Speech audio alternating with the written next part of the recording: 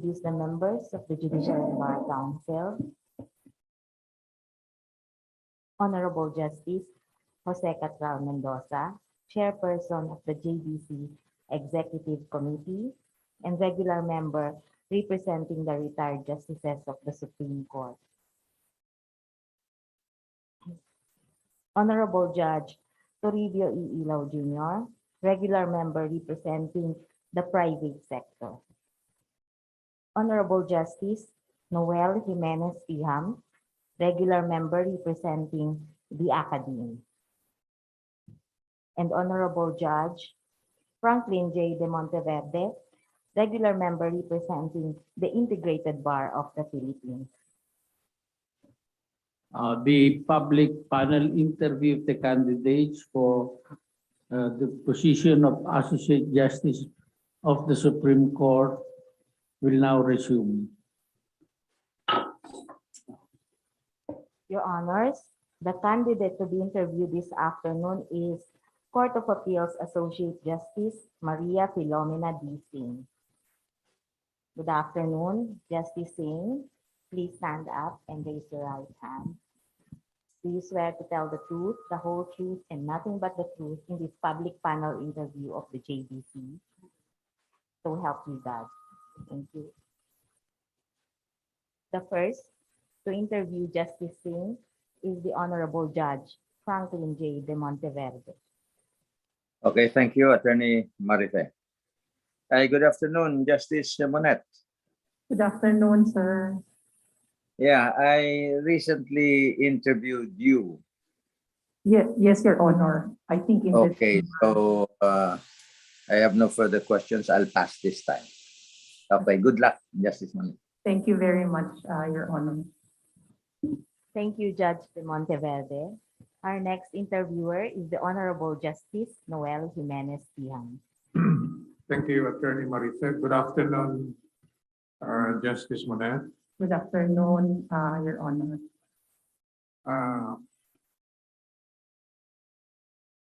I'd like to read a question from the Court Appointments Watch Network for all applicants for the Supreme Court.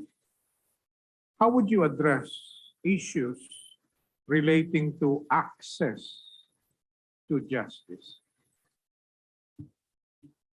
Thank you, Your Honor. Your Honors, may I be permitted to remove my mask? It's a little difficult to speak.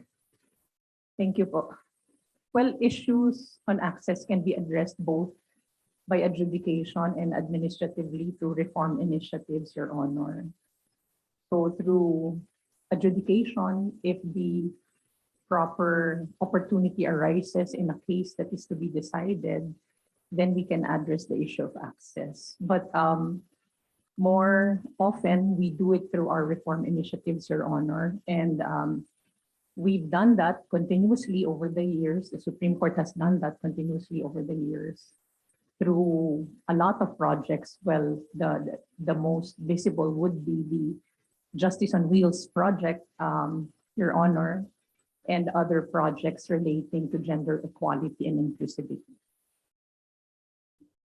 Your records indicate that you are active not only in the Philippine Judicial Academy, but also in committees created by the Supreme Court.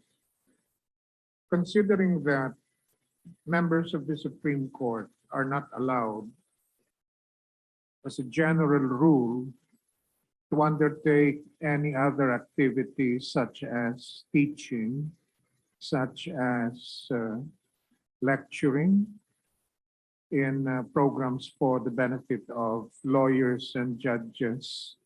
The question is asked whether your preoccupation, your present undertaking outside of the Court of Appeals in one way or the other affect your disposal of cases assigned to you. Well, Your Honor, that has been my my particular situation since I was in the trial courts. I first became a member of the Board of Trustees of the PhilJA when I was still in the MTC, Your Honor, representing all the first level courts. And it continued while I was in the RTC and then in the CA as of the present, Your Honor. I would say that I've managed to strike a healthy balance between my activities such that the quality of the work does not suffer. But Your Honor, I will admit that with everybody else, I was affected by the pandemic. And there has been an undue rise in the cases for completion, Your Honor, particularly because the Court of Appeals suffered from a number of vacancies, Your Honor, at one point in time, 17 in all. And so there was a corresponding increase in the raffle of cases to us who were remaining in the court. And so all of this contributed, plus the fact of the court lockdowns, contributed to a great, to an influx or an increase in the cases for completion, Your Honor. If you are appointed as Justice of the Supreme Court, what measures will you suggest or recommend to monitor the performance of judges nationwide? Well, for a while now, Your Honor, we have been pushing for the analysis of our court data because Your Honor is aware when we were trial court judges, we were required to submit a monthly report where we submit certain data to the OCA through the Court Management Office, the CMO. But to date, we have not had any useful analysis of such data. So the data is just there, sitting and not being used because that will be very useful, Your Honor, in determining trends. So we see the spike of cases, for example, a certain type of case, we already know which courts to issue special issuances for our rules, like directives to speed up trial in such and such cases because there is a spike. And also, Your Honor, the fact that what we monitor is the disposal for a long time already. Also, Your Honor, I've been trying to get the attention of the court to shift the focus not so much on the disposal because we have many post-judgment incidents. And that's where the lag usually happens. And even if for the court's disposal is the main thing, because that means we're done with our duty, but for the litigant, it's really the enforcement of the judgment that's important. And so when you ask them if they are satisfied, they're not satisfied that they have a decision because they have failed to reap the benefits of the enforcement of such decisions. So we should pay attention also, Your Honor, to the post-judgment incidents.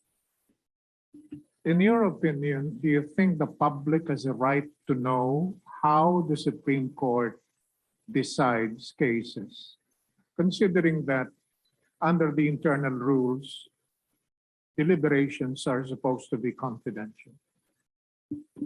I think, Your Honor, that the rule is very, very sound. And I think the purpose for that is that if the public knows how a certain justice decides or takes a position in any given case or issue, then there might be undue pressure or influence, public clamor, or for or against a certain justice. So we have to insulate the court as much as possible from that, Your Honor, so that it can effectively discharge its functions. I premise that question because of the fact that in reality, there is still continuing public perception that the wheels of justice grind slowly. And people who have grievances usually resort to social media. There are people who go to Mr. Tulfo to air their grievances, which implicitly projects the impression that justice can be obtained outside of the court. So how would you address that particular social concern? I've mentioned this before, Your Honor. I think that the public really are not aware of what the Supreme Court is doing. They still see the Supreme Court in the traditional way as a court deciding cases. They do not see the other side of the Supreme Court, which engages in reform and other activities to improve the administrative aspect of things. So I think the best way to counter that is to also go to the platforms frequently used or more often used by these people, by all levels, all classes, so that they know that the Supreme Court is actually engaging in other activities to make the wheels of justice grind faster or move faster for all of them. And my last question is, how old are you now, Justice Monet? I'm 55, Your Honor. 55. If you are appointed to the Supreme Court, you will be practically stagnant inside the Supreme Court, resolving cases day in and day out, and that would effectively remove you from other productive and fruitful undertaking. Are you willing to forego with your present endeavors and dedicate yourself hermetically as a Supreme Court Justice? Thank you, Your Honor.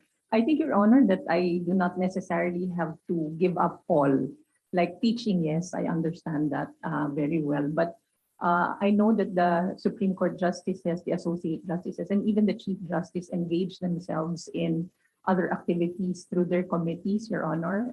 And so maybe I can still continue that other side of my work, even if I'm already on the court, if I am fortunate enough to be appointed, Your Honor. But my belief also is that even sacrificing those things, it will be worth the sacrifice, Your Honor, because of the huge responsibility that's going to be undertaken in exchange for that. And so I think for any lawyer or for any member of the bench, there should be no question about sacrificing everything else for that purpose, Your Honor. And in the event you get bored with work in the Supreme Court, would you entertain the idea of opting for optional retirement? I think my friends will attest that I've often told them that I will retire when I turn 65, Your Honor, because I want to enjoy with my children before I get to the point where I am no longer able to. But all these things, Your Honor, are in the future. We cannot even foresee what's going to happen tomorrow. But if called to render duty as an Associate Justice of the Court, Your Honor, I will certainly give my all to it in the way that I have done so in the past 20 years, Your Honor. Thank you very much and good luck. Thank you very much, Your Honor. Thank you, Justice Tiham. Our next interviewer is the Honorable Judge Toribio E. Ilaw Jr. All right, thank you, Attorney Marife. Yes, good afternoon. Nice to see you again. How are you today? Nice to see you, Your Honor. I'm okay po. Okay, lalo kang gumaganda. Why? Ba't kaya? Ganun po yata talaga pag maraming trabaho. Anyway, you've been previously nominated for Associate Justice of the Supreme Court 7 times. Yes, Your Honor. Twice in 2019, once in 2020, and 4 times in 2021. Do you think that Supreme Court is not yet for you? Or is still the Court of Appeals or schools that need your services as a good magistrate? Your Honor, the only way we will find out is if I apply again. And yes, really admiring name, Maria Filomena. Is it a patron saint or patroness of dentistry, Filomena? I don't know what she is patroness of, but I just know that she is a virgin saint, Your Honor. So how is your sister, Undersecretary? She is okay, Your Honor. She actually underwent surgery. She tore her MCL, minuscule something, on her knee. So she is in a brace for the past month already. Who is much younger, you or Undersecretary? I want to ask you, Your Honor, who do you think is younger? Siyempre, ikaw. I think you po. Magagalit po yun sa atin because she's younger by 2 years. Ganun ba? Opo. By the way, are there any changes in your credentials since your last interview, Justice Monet? I hope you won't mind to call you Monet. No po, okay lang po. Wala po masyado kasi that was just in December, except Well, nakatulong po tayo. We contributed to the new expedited rules of procedure for the first level courts, which will be launched by the Supreme Court on Friday. Also, nakatulong din po tayo doon sa ating pinasa po ng Supreme Court, the guidelines, the first ever organic guidelines of the Supreme Court for the use of gender fair language and courtroom etiquette in the judiciary, Your Honor. Also, at the present, we're about to go to the consolidation of the draft new Code of Professional Responsibility for our lawyers or members of the bar. And it's actually very exciting work dahil sinama na po namin doon yung rules on the use of social media, which is really very, very urgently needed already dahil po sa lahat ng nangyayari around us. Just going back to your scholastic record, your previous AB English major in imaginative writing. Tell me Yes, something about this. I was not been aware of major in English journalism like that. Actually, na-abolish na po yung course ko. Naging creative writing na po siya. It's really creative writing, Your Honor, but I don't know, during my time in UP, it was called imaginative writing. Medyo ako po fan ng literature, so I had this illusion that I could write. Kaya yan po ang kinuha ko. But I was actually, starting to write already short stories under the tutelage of National Artist Francisco Arceliana. Kaya lang po yung mother ko po kasi lawyer siya. Pinilit po niya akong pumunta sa law. Kaya po natigil po yung aking writing career. Thank you for such additional information. My education is really interesting. Imaginative. Imagine. Anyway, all right. Justice Ramonet, your current caseload increased from 558 in September 2021 to 590 as of February 2022. How do you manage your docket? As I mentioned earlier in answer to the Honorable Justice Tiham, nagka-problem po kami nung nagka-pandemic. Hindi na po kami makapag-dispose in the same way that we were disposing before when we were averaging 30 to 40 a month. So yun po yung unang naging problem. And then yung vacancies po sa CA, as I also mentioned, lumaki po yung incoming naming lahat. On a monthly, no, not just a monthly, but also on a weekly basis. So yun po yung mga problems encountered. But you can see po from the caseload na wala po tayong overdue cases. Isa po yung case namin na March pa, but we already are ready. My chambers is already ready to route that. Yun lang po ang naging problem namin. We manage it.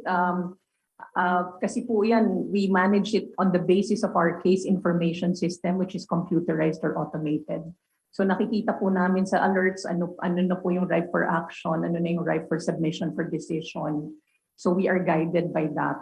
And when there is an alert, that is when we act on the cases for completion.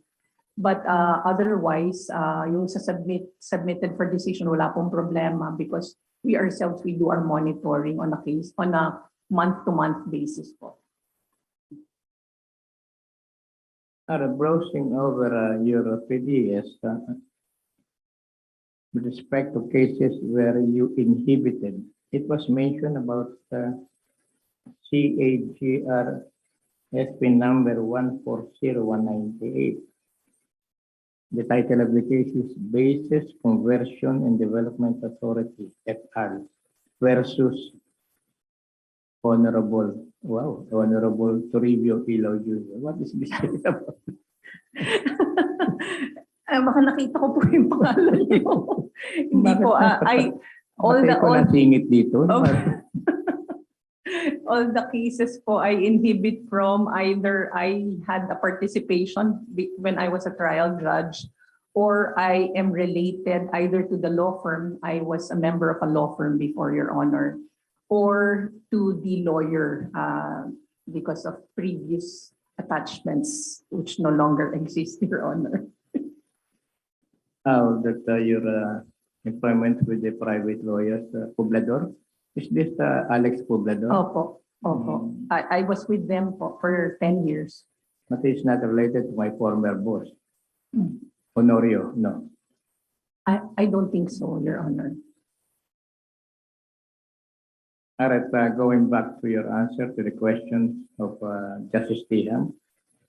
Now, do you think that you have a role in bringing important legal or judicial issues before the public or the legislature? Well, Your Honor, as a member of the Court of Appeals, we really have no role in that, except through the publication of our decisions, Your Honor. Although I'm lucky kasi I engage in reform activities, I've been included in some reform projects. So through that, we are able to participate in informing the public about not only our decisions, but also the initiatives like the new rules that the Supreme Court adopt. But otherwise, Your Honor, as a member of the Court of Appeals, I have no participation in that. How about being a professor in different law schools? Oh, yes, Your Honor. Well, as a professor, we discuss the decisions of the court that impact on the subjects that we teach. I teach remedial law and I teach some civil law subjects as well. So, yes po, nadi-discuss po namin yan sa klase. All right, going to other subjects. Senate Bill number 2460 or the Antispam Act penalizes natural or juridical persons who shall make unsolicited calls or text messages. The bill likewise provides for a prima facie presumption of violation when the subscriber opted out of receiving calls or messages, or when the subscriber declined to further give consent to the continuation of the text. What are your thoughts on this piece of legislation? Personally, not as a magistrate, I would welcome that because we receive so many texts like that, Your Honor, asking us to join this and that or to avail of this and that. It really is vexatious. And more so in the instance when Your Honor mentioned where there is a prima facie finding that it is spam after the consumer or the client or customer has opted out but still receives the messages. Because that has happened to me many times. Sa email po, I receive all these emails from different providers of goods and merchandise, and then I already opt out and they still continue sending it to me. So as a private individual, I will welcome that, Your Honor. It's usually irritating. Very vexatious, Your Honor. And it floods our inbox in the email and also our inbox in for our text messages, Your Honor.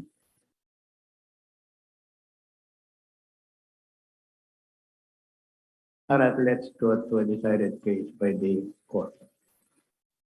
Do the alterations in the principal contract work to absolve a surety from liability under the terms of this surety contract being an ancillary contract? Well, Your Honor, so there is a principal contract and then there is a supporting surety contract, Your Honor. That is the premise. Then yes, Your Honor, the terms of the principal contract will bind the parties, but the terms of the surety will not necessarily bind both parties to the principal contract. It will only pertain to the party in the main contract who executes the ancillary contract, Your Honor. All right, if a nominated and appointed Supreme Court, there are mainly labor cases as well, cases coming from the COA. My question is, in this case, may the Commission on Audit deny a money claim based on a final money judgment by a regional trial court? Your Honor, my understanding is when I was in the RTC, I had cases like that. The requirement is that the COA must first must first clear the expenditure for that particular judgment. That was my understanding when I was still in the trial courts, Your Honor. So the COA may disallow.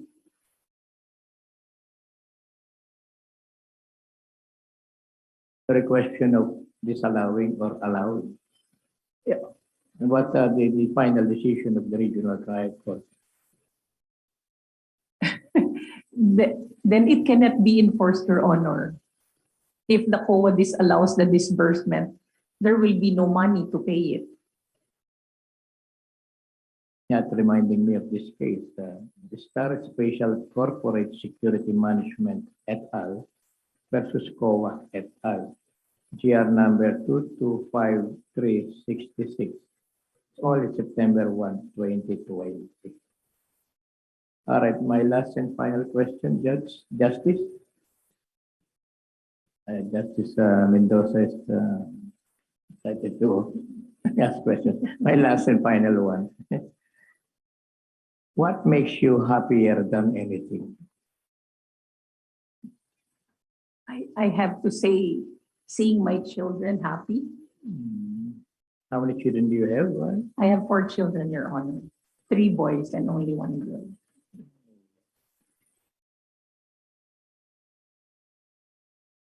Okay, that was my last and final question. Thank you again and good luck. Thank you very much, Your Honor. Welcome. Thank you, Judge Ilaw. The last to interview Justice Singh is the Honorable Justice Jose Catraro Mendoza. Thank you very much, Attorney Marife. Good afternoon, Justice. Good afternoon po, Your Honor. I remember my last question from you. I took it from the Philja Bulletin. Okay. Have you been reading the Philja Bulletin? No? No, honestly, I have to answer honestly. I took an oath. I have I'm plenty. sorry, since December, hindi po. Sobra pong naging busy. I have plenty of issues here. Oh. Hindi. Sige, I will not cover that anymore. Hey, thank you. Salamat po. Okay, I represent the retired justices of the Supreme Court. This is from Justice Bersamin.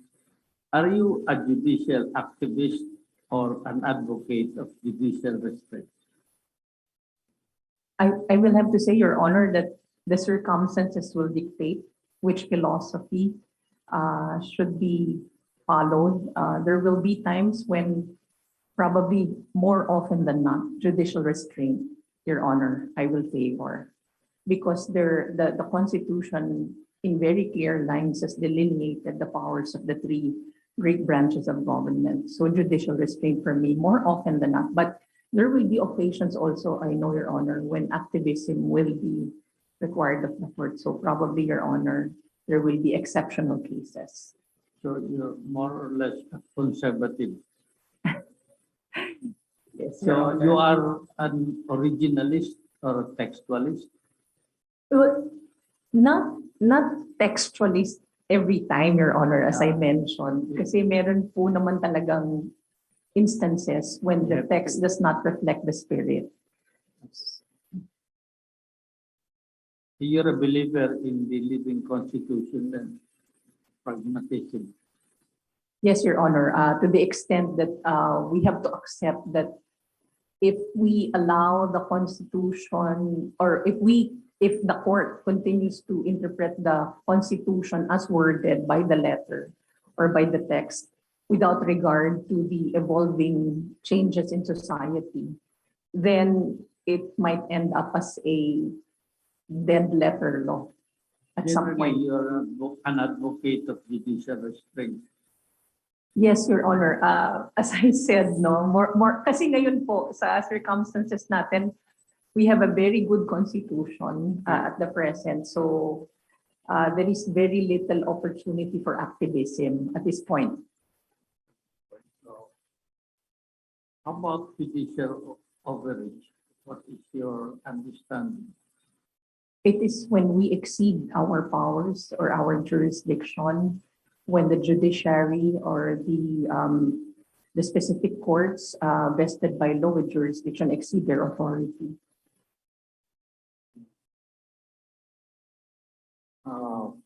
This one is from your former chancellor, Justice Rion. Opo, it's their wedding anniversary today. Today, yeah. Opo.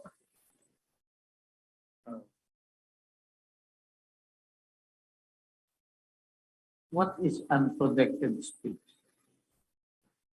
Well, unprotected speech po, the speech that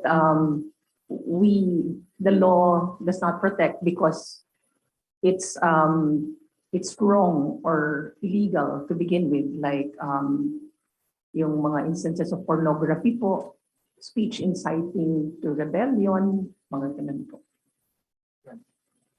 What is the difference of a strict scrutiny and strict construction? Galing din sa dating chancellor. Strict scrutiny po is a test that we apply to measure yung violation, if a claimed violation of fundamental freedoms, particularly the freedom of expression, freedom of speech. While strict construction po, construction is a function of interpretation. So strict construction has to do probably with verbalities and interpreting in accordance with the wording. Refers to legal hermeneutics. Opo. You mentioned strict scrutiny, it's a level of reviewing the laws. It is just one of 3 levels. What are the 2 levels? We have above strict scrutiny is the intermediate scrutiny. And then we have the rational basis test, Your Honor. Yes, I will report to Justice Rion that you got the answer. Thank you very much po. At least you won't be embarrassed by me. Okay, this will be the last subject matter. Okay,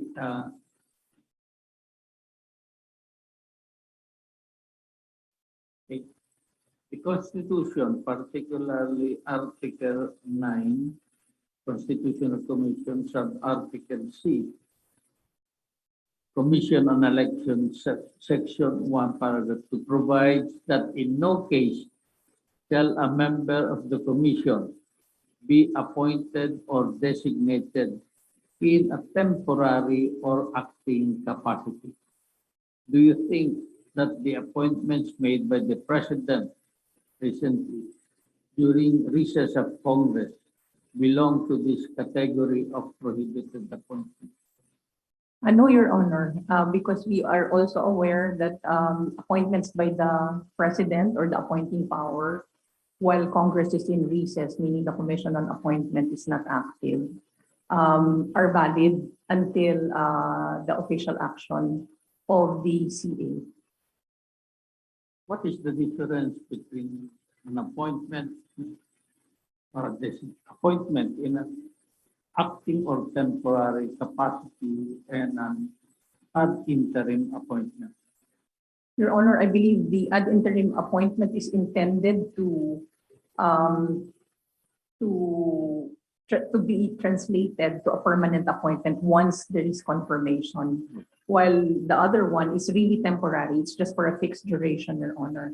For example, the chairperson of the body travels abroad, there has to necessarily be an acting chairperson, Your Honor, in the absence of the permanent chair. An appointment in an acting capacity is temporary. Is an ad interim appointment permanent in character?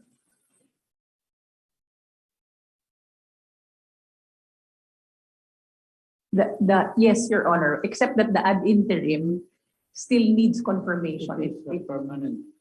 It is permanent even if not confirmed, Your Honor. Yeah, I'm asking you.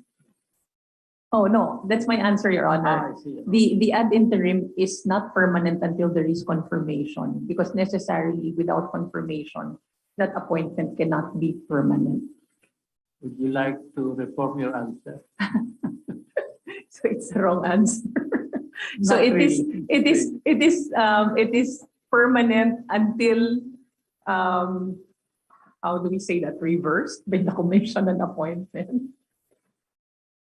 It is permanent in character.